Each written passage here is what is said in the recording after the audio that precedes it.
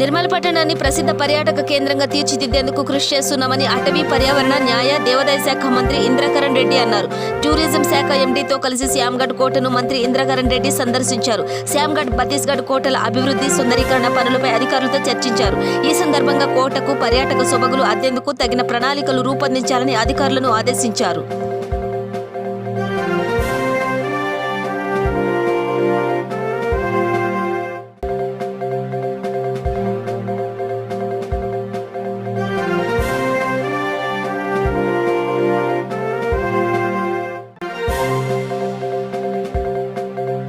నిజామాబాద్ జిల్లాలోని నందిపేట మండలంలోని Lakkampalli smart agro food పార్కును కేంద్ర ఆహార పరిశ్రమల శాఖ మంత్రి హర్సిమ్రత్ కౌర్ బాదల్ ప్రారంభించారు. అనంతరం సభలో బీజేపీ తెరాస కార్యకర్తల మధ్య పోటాపోటీ నినాదాలు చేయడంతో సభా ప్రాంగణం మొత్తం గందరగోళంగా మారింది. ఆర్మూరు ఎమ్మెల్యే జీవన్ రెడ్డి ప్రసంగిస్తుండగా భారత్ మాతాకి జై మోదీ మోదీ అంటూ భాజపా పార్టీ శ్రేణులు కార్యకర్తలు నినాదాలు చేశారు.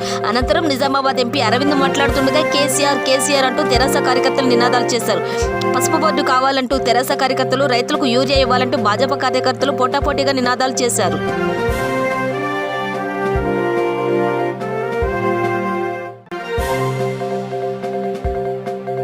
కర్నూలు జిల్లా మంత్రాలయంలో ఇన్ని రోజులు చుక్క నీరు కూడా లేక వెలవెలబోయిన తుంగభద్ర నదికి కర్ణాటకలో కురుస్తున్న భారీ వర్షాలకు ఎగువన ఉన్న తుంగభద్ర నదికి జలకళ సంతరించుకుంది. గలగల తుంగభద్రమ్మ కదిలి రావడంతో సాగునీరు కోసం ఎదురుచూసిన రైతులు ప్రజల కళ నెరవేరనుంది. పరవళ్లు తొక్కుతూ తుంగభద్ర కదిలి రావడంతో చూడటానికి భారీగా ప్రజలు తరలి వస్తున్నారు.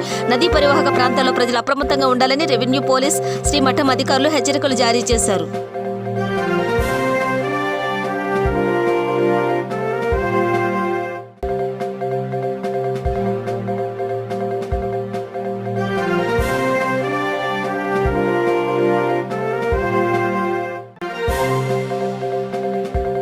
నిర్మల్ జిల్లా భైంసా మండలంలో దొంగలు హల్చల్ చేస్తున్నారు. వరుస చోరీలతో జనాన్ని భయప్రాంతులకు గురి చేస్తున్నారు. అర్ధరాత్రి దాటిన తర్వాత కొందరు దొంగలు మూదోల్ భైంసా పట్టణంలో పలు షాపుల్లో దొంగతనాలకు పాల్పడ్డారు. కాగా కొన్ని షాపుల్లో దొంగతనం చేస్తున్న వీడియో సీసీ కెమెరాలలో కనిపించడంతో దీంతో పోలీసులు రంగంలోకి దిగి క్లూ స్టిక్ ద్వారా దొంగలను పట్టుకునే పనిలో ఉన్నారు.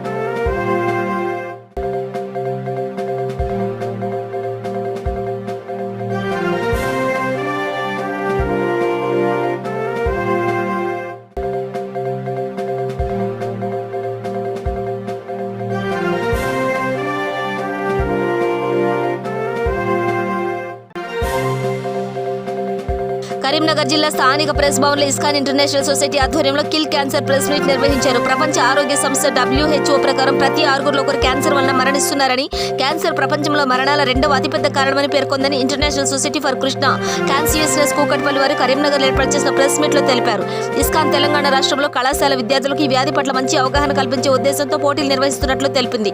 ఈ పోటీలలో ప్రోత్సహించే నిమిత్తం 10 లక్షల రూపాయల బహుమతులను ప్రకటించిందని, అనుబంధమైన అన్ని కళాశాలల విద్యార్థులు పాల్గొనవచ్చునని తెలిపారు.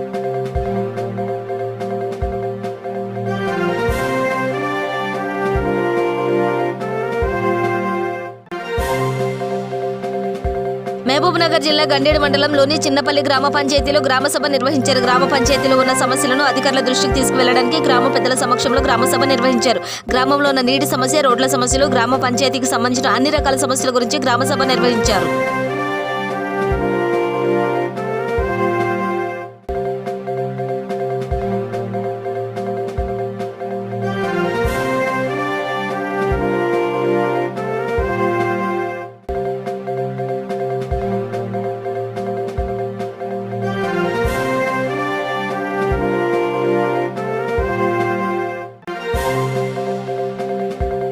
పెద్దపల్లి జిల్లాలో నిరుపేదకు నీడ స్వచ్ఛంద సంస్థ ఆపన్నహస్తంగా మారి 23 సంవత్సరాల దుర్గం విష్ణు అనే యువకుడు గత కొంతకాలంగా కడుపులోని ప్రేగుకు పుండులు తయారైన గడ్డ వల్ల నొప్పితో అనారోగ్యంతో బాధపడుతున్నారు. తనది నిరుపేద కుటుంబం కావడంతో సరైన చికిత్స చేయించుకోలేదు. అది తెలుసుకున్న నీడ స్వచ్ఛంద సంస్థ గోదావరి కనివారు అతనికి వైద్యం సహాయం అందించడానికి ముందుకు వచ్చింది.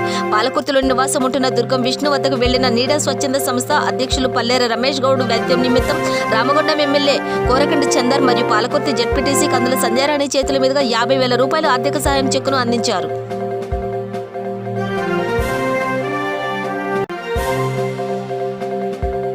నిజామాబాద్ జిల్లా సాలూర గ్రామంలో CITU ఆధ్వర్యంలో ఆశా వర్కర్లకు నెలసరి జీతం పెంచాలని ఆసుపత్రి ఎదుట ధర్నా నిర్వహించారు. ఈ సందర్భంగా CITU మండల జిల్లా నాయకులు కేశాల గంగాధర్ ఆయన మాట్లాడుతూ ఆంధ్రప్రదేశ్లో ఏ విధంగా అయితే ఆశా వర్కర్లకు జీతాలు పెంచారు, అదేవిధంగా తెలంగాణ రాష్ట్ర ప్రభుత్వం కూడా నెలసరి జీతం పెంచాలని డిమాండ్ చేశారు. లేని పక్షంలో ఆందోళన ఉధృతం చేశామని హెచ్చరించారు. ఆయనతో పాటు ఆశా వర్కర్లు పాల్గొన్నారు.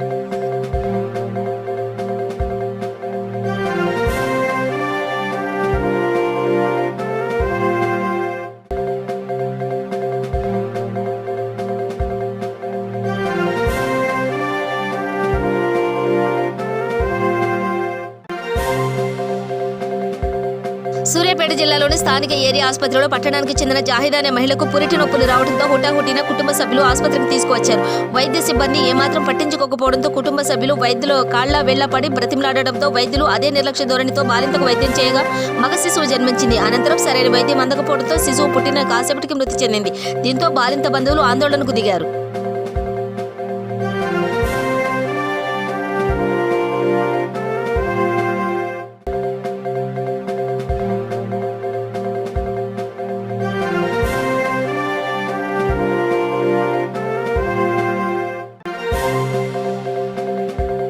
కరీంనగర్ జిల్లా స్థానిక కరీంనగర్ మాజీ శాసనసభ్యులు కటక మృత్యుంజయ మాట్లాడుతూ లోయర్ మైనర్ డ్యాంలో వచ్చిన నీళ్లు కాళేశ్వరంది కాదని, దమ్ముంటే ఈ నీళ్లు కాళేశ్వరం నుంచి వచ్చినట్టు ఒక ఈఎన్సీతో చెప్పించండి అని అన్నారు. రాష్ట్ర ముఖ్యమంత్రి కేసీఆర్ పై కూడా మండిపడుతూ రైతులకు చేస్తున్న రుణమాఫీ ఇప్పటి వరకు చేయలేదని, గత 6 నెలల నుంచి పింఛన్లు లేవని, ప్రాజెక్టులు అన్ని ఆంధ్ర కాంట్రాక్టర్స్ కి ఇచ్చి డబ్బులు దండుకుంటున్నారని, కాళేశ్వరంలో చేసిన అవినీతిపై ప్రజలకు జవాబుదారీ వహించాల్సి వస్తుందని చెప్పారు.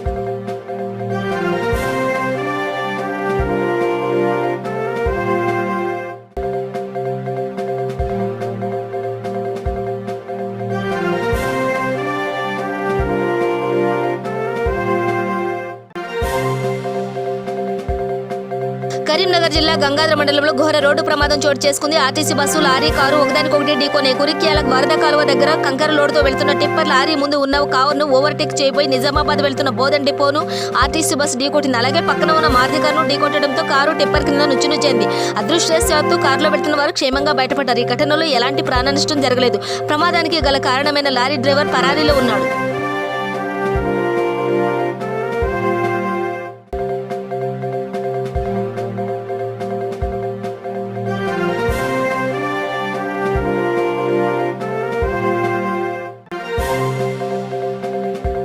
జోగులాంబ గద్వాల జిల్లా కేంద్రంలో జిల్లా పరిషత్ కార్యాలయానికి మొట్టమొదటి మహిళా జిల్లా పరిషత్ చైర్మన్ గా ఎన్నికైన సరిత తిరుపతయ్య జన్మదిన వేడుకలు ఘనంగా నిర్వహించారు. సరిత తిరుపతయ్య మాట్లాడుతూ తనపై ఎంత అభిమానం ఉంచినందుకు నా అదృష్టంగా భావిస్తున్నానని అన్నారు.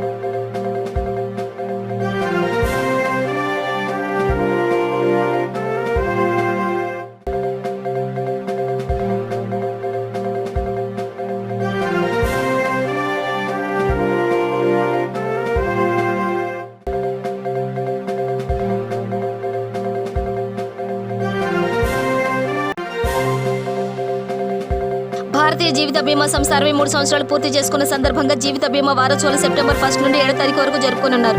ఇందులో భాగంగా ఏజెంట్ల సమైక్య బ్రాంచ్ 1, బ్రాంచ్ 2 మరియు ఎంప్లాయీస్ యూనియన్ అందరూ కలిసి ఈ రోజు ర్యాలీ తీసి సంబరాలు జరుపుకున్నారు.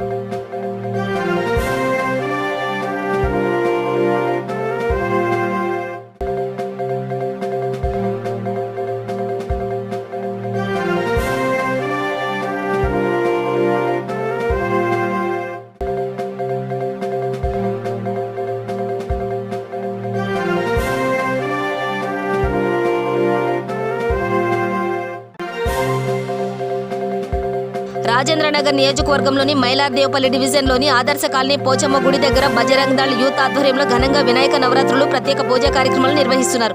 గత 12 సంవత్సరాల నుంచి లడ్డూ కైవసం చేసుకుని వినాయక నవరాత్రి ఉత్సవాలు అన్నదాత ప్రభు వినాయక విగ్రహదాతగా నిలుస్తున్న ఎద్దుల లింగారెడ్డికి ఆప్కో కాలనీ వాసులు ప్రత్యేక ధన్యవాదాలు తెలిపారు.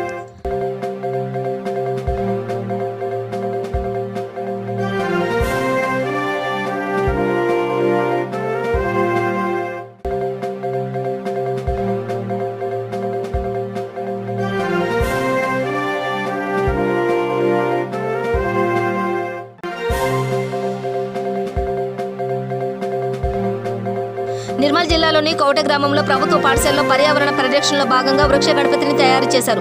సోషల్ మీడియాలో వచ్చిన సందేశాన్ని ఆధారంగా చేసుకుని జెడ్పీఎస్ కౌట పాఠశాలలో పనిచేసే హిందీ ఉపాధ్యాయుడు యోగేష్ దేశాయ్ పాఠశాలలో వృక్ష గణపతి తయారు చేశాడు. బాసర మండల ఎంపీపీ బాబురావు పటేల్, సర్పంచ్ మధుకర్ పటేల్ మరియు గ్రామ యువకులు పాల్గొని ప్రత్యేక పూజలు నిర్వహించారు.